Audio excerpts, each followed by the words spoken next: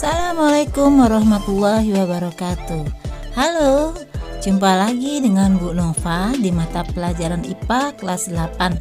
Semoga kalian sehat-sehat selalu ya. Kali ini Ibu akan membahas tentang hukum Pascal. Hukum Pascal ditemukan oleh seorang filsuf dan ilmuwan Prancis yang bernama Blaise Pascal di abad 16. Sebelum membahas tentang hukum Pascal ini, yuk kita ke tempat pencucian mobil dulu. Di tempat pencucian mobil ini, mobil dinaik turunkan dengan sebuah mesin yang bernama mesin hidrolik. Kalau kita perhatikan, kayaknya unik banget ya. Ada satu pilar kecil yang mampu mengangkat si mobil, padahal mobil kan berat banget ya.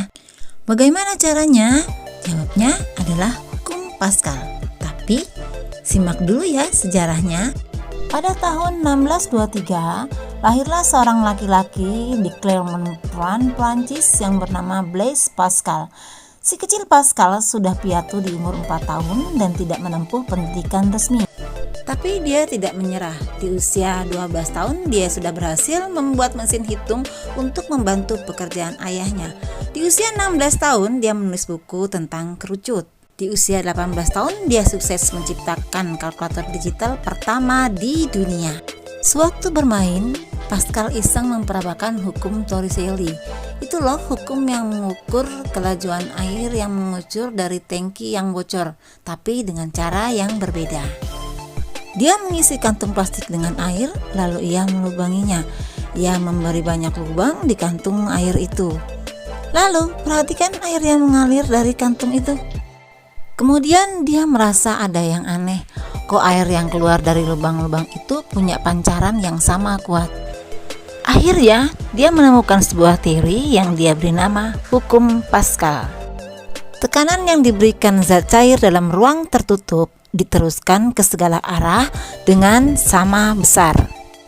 Karena tekanan di dalam kantung sama besar, Pascal merasa kalau kita memberikan gaya berupa tekanan pada zat cair di ruang tertutup itu, maka tekanan di setiap bagian zat cair itu juga akan meningkat sesuai dengan besar tekanan yang kita berikan.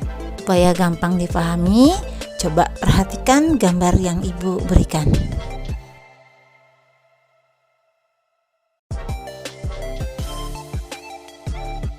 Pada piston tersebut terlihat bahwa kita bisa mendapatkan gaya 20.000 Newton hanya dengan memperbesar luas permukaan piston di ujung satunya menjadi 2 kali lipat.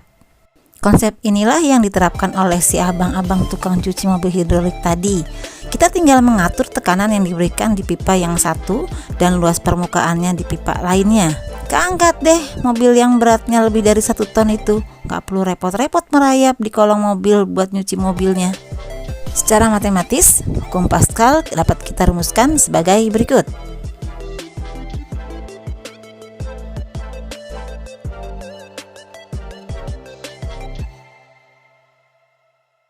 Luas permukaan piston kecil kita sebut A1 dan luas permukaan piston besar kita sebut A2.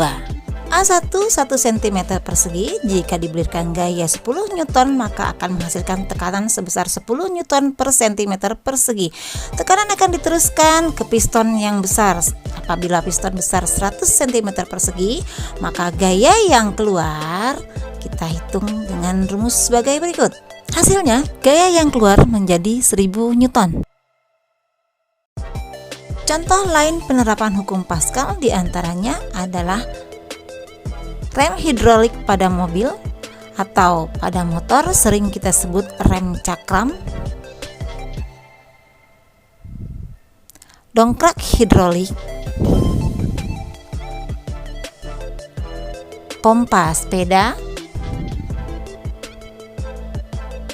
mesin kempa atau alat pengepres, dan mobil forklift. Gimana? Sekarang sudah tahu kan bagaimana asal-usul dan penerapan hukum Pascal? Kalau kamu ingin mempelajari bagaimana menggunakan rumus Pascal ini, yuk kerjakan latihan soal berikut ini.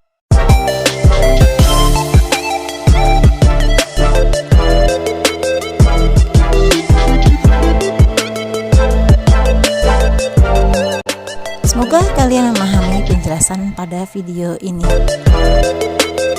Semangat belajar!